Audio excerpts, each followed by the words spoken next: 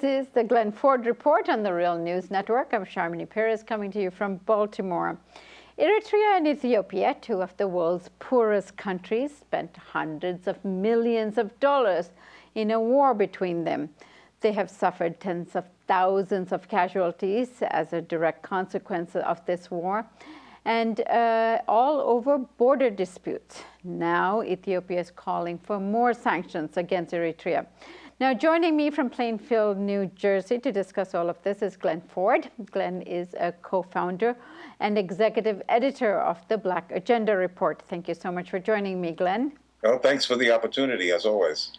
So, Glen, this is in very close proximity, Ethiopia and Eritrea, in terms of the a war going on that the Saudis are perpetrating on Yemen at the moment. Tell us more about the significance of this. Well, whenever we talk about Eritrea, the first thing we have to do is describe where it is and maybe spell it, because so few people seem to know that there is such a country. But it is a country of 6 million people that used to be part of Ethiopia. It waged a war of independence to separate itself from Ethiopia, which has about almost 100 million people. Eritrea has, as I said, about 6 million. And that fighting basically came to a decisive phase in 2000. And then in 2002, an international commission established a border between Ethiopia and Eritrea. However, Ethiopia decided that it didn't want to recognize that border, and since 2002, for the last 13 years, there's been a state of near war between those two countries. So on this April 13th, Eritreans around the world are staging protests and rallies, and they're demanding that Ethiopia do recognize that border and give peace a chance in that part of the world. The problem here is that Ethiopia does not have to give peace a chance with Eritrea. And it doesn't have to do that because it is a close ally. A better word would be client state of the United States. And client states, whether they're Saudi Arabia or Israel or Ethiopia, have impunity to bully their neighbors under the protective umbrella of the United States. And that's especially true when it comes to Eritrea, because it's not just a small place, it's a rather special small place. And in fact, some people call it the Cuba of Africa. It has declared itself to be a country that will develop itself.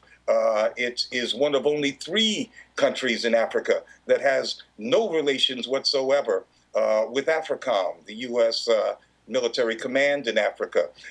It is scrupulous in its avoidance of entanglements with multinational corporations. It refuses all manner of foreign aid, all, of course, based on the principle of independent development. And for that reason, Eritrea is on Washington's blacklist. In fact, since 2009, the United States has used its powers at the UN to impose sanctions on Eritrea. And the imposition of the sanctions are not as ridiculous as the reason that's given for those sanctions. The U.S. claims that Eritrea is somehow aiding and abetting, arming and financing al-Shabaab. That's the Islamic fundamentalist al-Qaeda-like outfit in Somalia. But Eritrea has probably the most scrupulously secular government in Africa.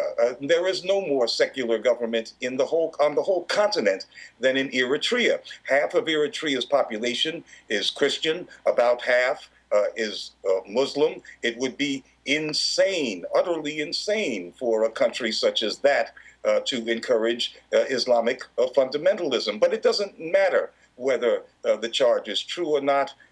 When you're a superpower, you can enforce it with sanctions. And we all know that sanctions are the prelude to war. They are the last step before war. And so here we have little Eritrea, which is not bothering anybody, which is trying to develop its own resources through the skills and talents of its own people, sitting there near what people like to call a choke point in the Red Sea, where much of the world's oil passes through daily, and across from a site where the U.S. and its allies are bombing another people to hell, with living under the threat, and I'm speaking of the Eritreans here, living under the threat of passing that line in the sand that the United States draws, and being sucked into the vortex of the war across the Red Sea, or in the expanding war in Somalia, which it also has nothing to do with. So these are the perils of a small independent country in Africa if it decides that it wants to develop its own nation based on its own instincts and sights and wisdom.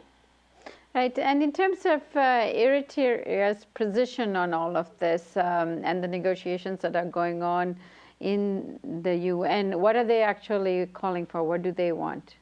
Well, Eritrea has always called for non-interference in the internal affairs of other nations, and for good reason. It wants non-interference in its own affairs. And of course, that is the only rational and sane position that any responsible nation would take regarding Yemen, or regarding Somalia, for that matter, a country that has been absolutely stripped of its sovereignty by its two neighbors, Ethiopia and Kenya, all under the auspices and with ample funding and intelligence and diplomatic support from the United States.